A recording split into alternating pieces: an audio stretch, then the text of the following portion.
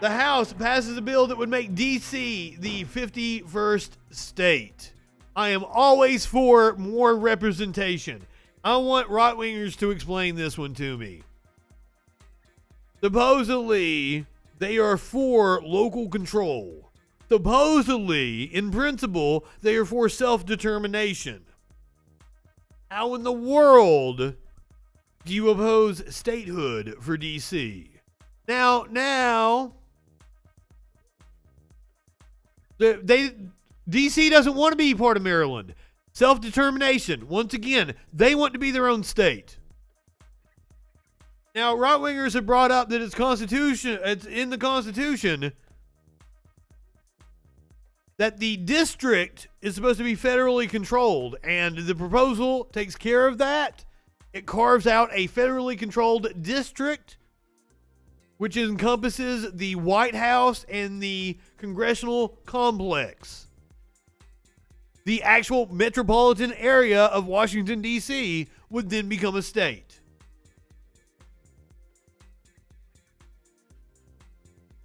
Primary voting and actual general election voting should both be holidays.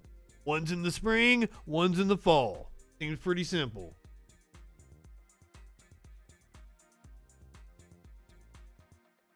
The House of Representatives voted 216 to 208 on Thursday to pass a bill that would grant statehood to Washington, D.C.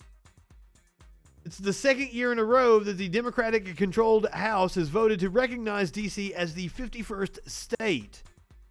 And don't stop there. Every territory that wants it either gets the fuck out if they want to be independent, let them go, or grant them statehood. Guam, Puerto Rico, the Virgin Islands, something like fucking, there's like 6 or 7 different territories. A couple of them I don't think are occupied. Like, I think we have like a territory where they used to just send people to go get bird shit. That was actually a thing. I'm not fucking with you. I am pretty sure that the U.S. has a territory out in the Pacific Ocean where they just used to send people to go get bird shit off of the rocks. History is fascinating. Eliminating 5 weeks of early voting is fucking bullshit. The only way I am for compressing voting in any way, shape, or form is if we do something where, like, we compress the elections down, where you can't spend money. We got to pass a law where, like, you can only spend money in this designated amount of time, whether it be a month, 3 months. No campaigning until you're in this designated election cycle, because these 2-year presidential fucking cycles, and the presidential race, yeah, it should take a year. Start in November the year before. But these 2 years fucking presidential cycles, I'm not down with it. And I'm into politics! But like, it's too much about running for office and not enough about policy. I want more time with policy. These last couple of months until we got to police shootings and mass shootings again were refreshing to be able to listen to committee hearings and actually discuss policy. The new state would be called Washington Douglas Commonwealth in honor of the abolitionist Frederick Douglass. That's awesome.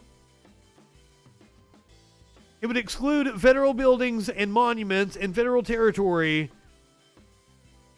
which would be known as the capital. Statehood for the district is a priority for Democrats, who have painted statehood as a civil rights issue and a matter of enfranchisement for the city's black plurality. Republicans have argued that the measure is an unconstitutional power grab, and let me tell you, if you describe enfranchising voters as a power grab, you're a piece of shit. You're a fear-mongering piece of shit. But the reason why they're against it is because the district tends to vote overwhelmingly for Democrats.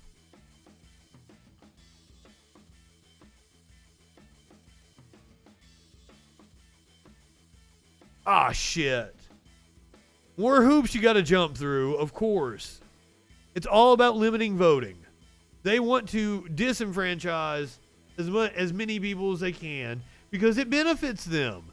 And I'm fucking tired of it. So Democrats should take the opposite route and enfranchise as many people as they can.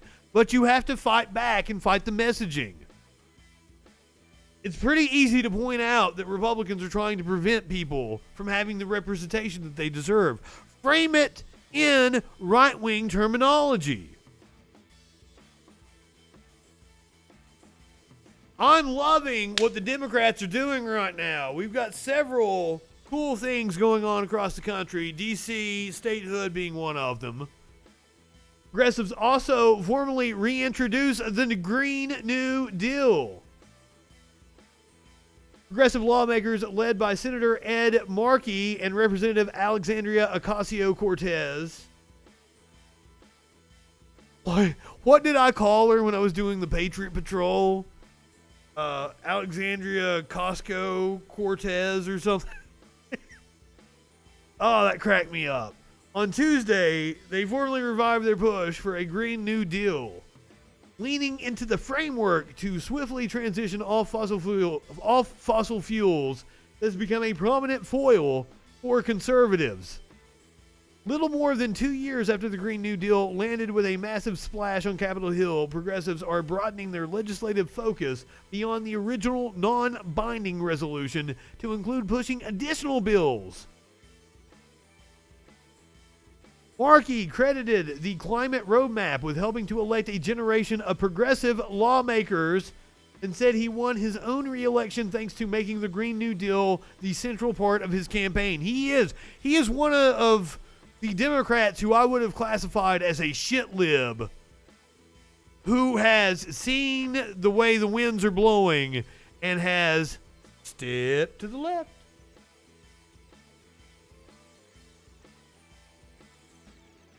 Yep. I don't think that timing is any coincidence, Tones. But Republicans pounced on the resolutions of reemergence. The Green New Deal is a socialist super package which will only saddle hardworking taxpayers with debt and displace millions of Americans from their jobs. This is according to Representative James Comer, ranking member of the House Oversight Committee. He's a Republican, of course, from Kentucky. Democrats will stomach nothing to push their progressive pet projects on the American people. Among the new legislation is a proposal from Representatives Cori Bush and Ocasio-Cortez that would authorize up to $1 trillion for cities, tribes, and territories to fund their own localized versions of the Green New Deal. Holy shit! That sounds like something Republicans should be in on. We'll give you federal money and you can structure it how you see fit within these guidelines. Makes perfect sense. Senator Bernie Sanders and Ocasio-Cortez also released legislation on Monday that would spend up to $172 billion on public housing over 10 years, more than quadrupling what President Joe Biden's White House has proposed for public housing. Also, in Virginia, they are burning down.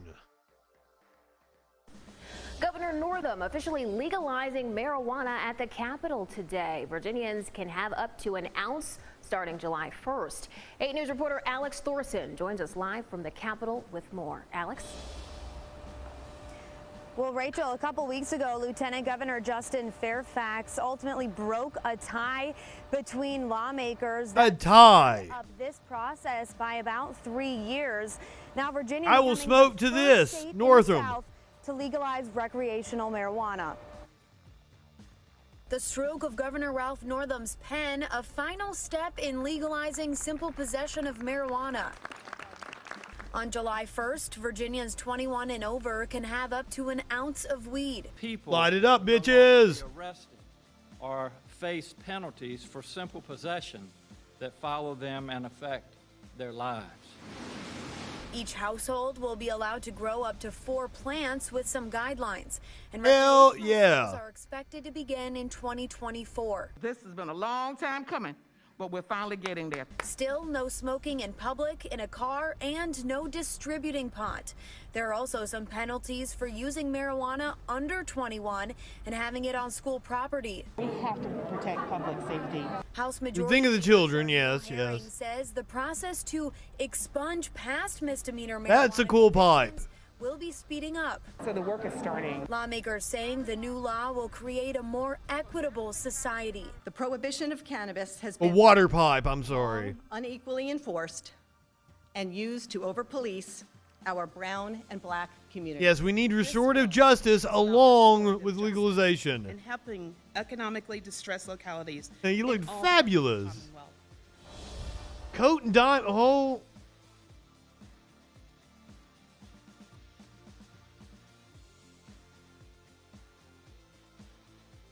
Expunge past misdemeanor marijuana convictions will be speeding up. This guy, that coat does look cool. So the work is starting. Lawmakers saying the new I loved her mask. That studded law mask will is create neat. a more equitable society. The prohibition of cannabis. Oh, I thought that was gonna be her. But hell yeah. Democrats building a more progressive nation, this time with pot and hookers. That's right. Manhattan will stop prosecuting prostitution. Unlicensed massage. The DA has dismissed thousands of cases. A judge has approved his request to dismiss more than 900 such cases, many of which are decades old. The same goes for thousands of cases of loitering for the purpose of prostitution. These developments could be a sign of evolving views on the sex industry. I hope.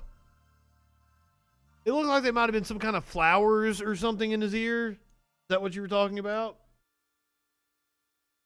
Now, I don't know about you guys, but these last couple of things that we've talked about, especially the decriminalization of marijuana and prostitution, those seem like what the Democrats are doing is granting people more representation in their government, letting them have more freedom to smoke pot, to conduct business transactions involving sex. It really seems to me that Democrats are more concerned with liberty. Wouldn't you guys say? The things that we've just listed are demonstrations of that. Meanwhile, Republicans are concerned with fucking anti-riot. Anti-protest law. That's what it is.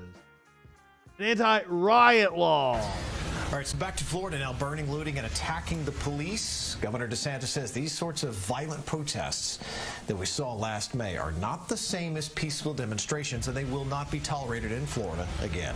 Today he signed. Those are already against the law. Which Are cracks down every on violent protests. Let's bring in Fox 13. everything they just listed was already against the law. So why would they need a new piece of legislation, might you ask? Because it's rather restrictive. Ken Suarez joining us now live to explain what's new in this new law. Ken. Let's see how they frame it. I don't know who owns the station. The divisiveness of this. You know, we had the Republicans on one side for the longest time, the Democrats on the other side, the governor championing the cause of this new legislation. Well, finally, all is said and done, and they're moving on. With one stroke, the governor's anti-rioting bill became the law of the land. It is the strongest anti-rioting, pro-law enforcement piece of legislation in the country. And there's just nothing even close. Backed by law enforcement from across Central Florida at the Polk County Sheriff's Office, DeSantis announced how the new crackdown will work. If you riot, if you loot, if you harm others, particularly if you harm a law enforcement officer during one of these violent assemblies, you're going to jail. The new law increases penalties. He is corrupt. He is corrupt. He's corrupt as fuck. He has been fucking changing COVID numbers from the beginning. He had a whistleblower arrested. He was handing out vaccinations based on his donors. He had some scheme going with Publix, which is a Florida company. He is smug, dude. This is... Everybody in this stream, please be aware that right now, this is your front runner 2024 Republican candidate. Hands down, Ron DeSantis. Now, that huge caveat absent the Trump factor. I'm aware of that. Trump is a wild card. I don't think he's going to be involved in the 2024 race, but it's too early to really tell what's going on. I think he's going to be too tied up with legal issues. Even if it's not anything that is criminal, I think he will be too tied up with civil cases to have any shot at running for president. I could be wrong. Running for president could be the grift. Ron DeSantis is your front runner for 2024 Republican candidate for president. Hands down, without question. I spend all my time on right-wing sites. The man is a god right now. He is a god to them. And the fact that, and the Republicans are going to want him because he's from Florida, a supposed swing state, it's gotten redder.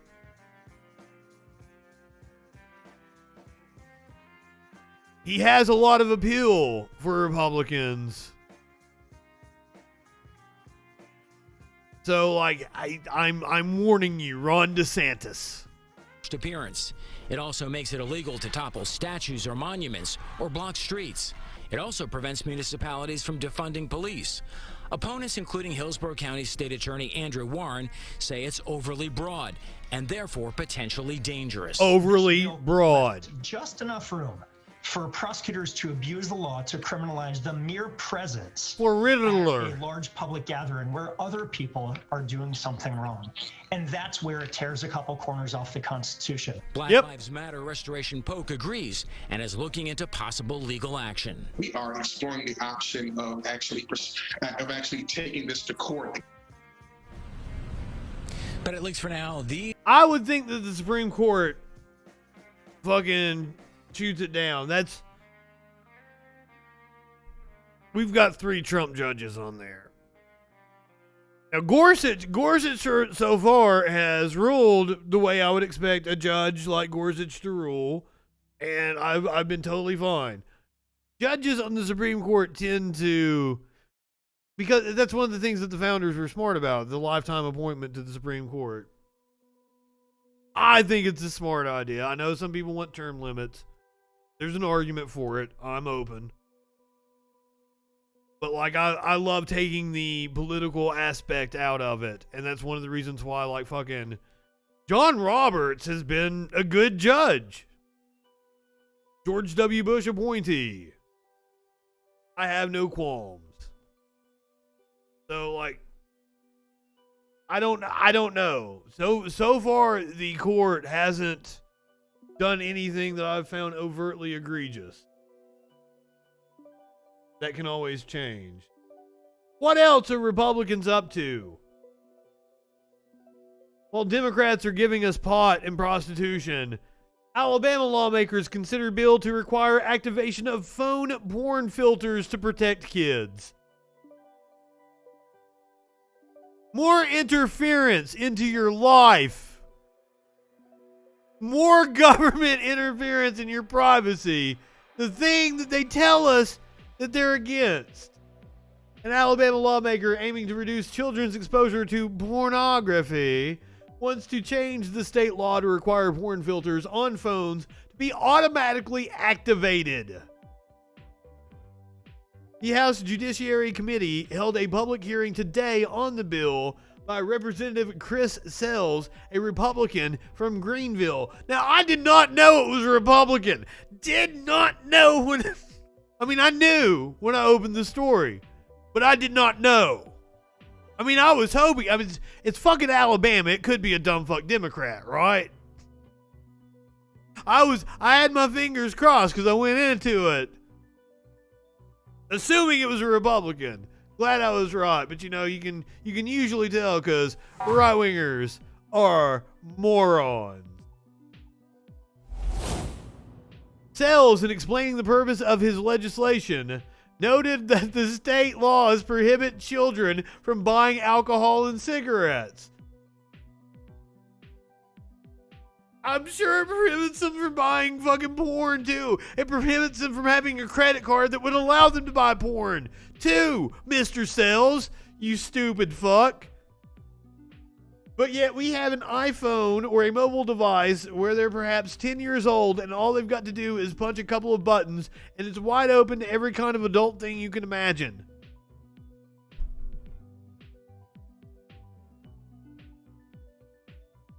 Sells said most phones and devices are equipped with a filter.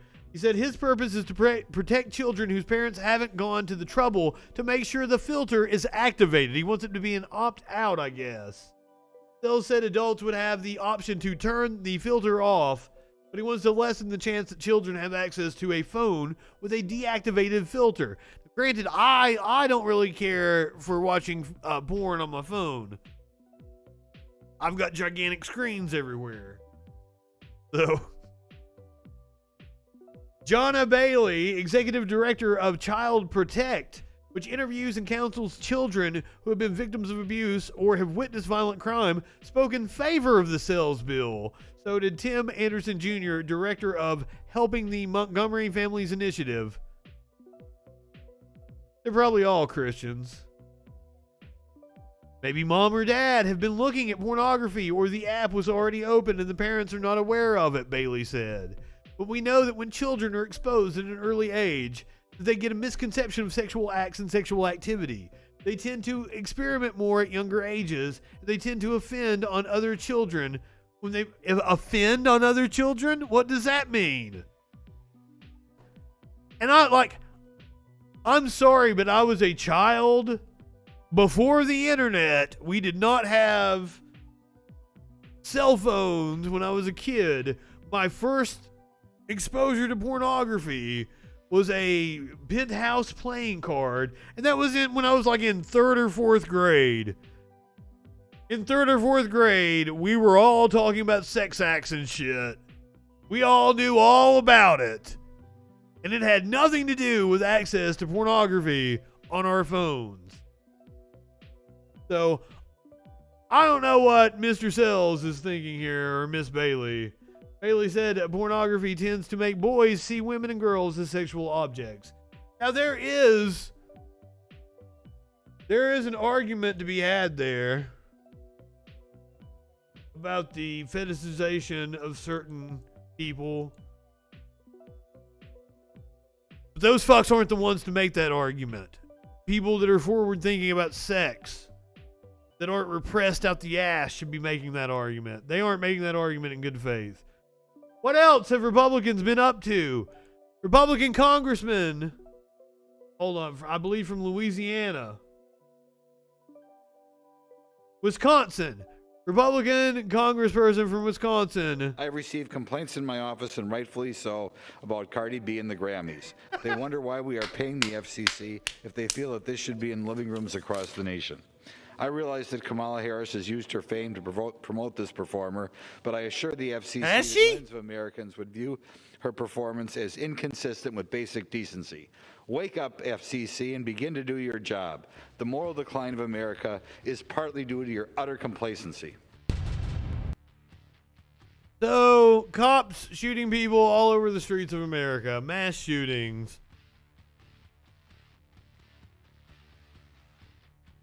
Insane wealth inequality in this country.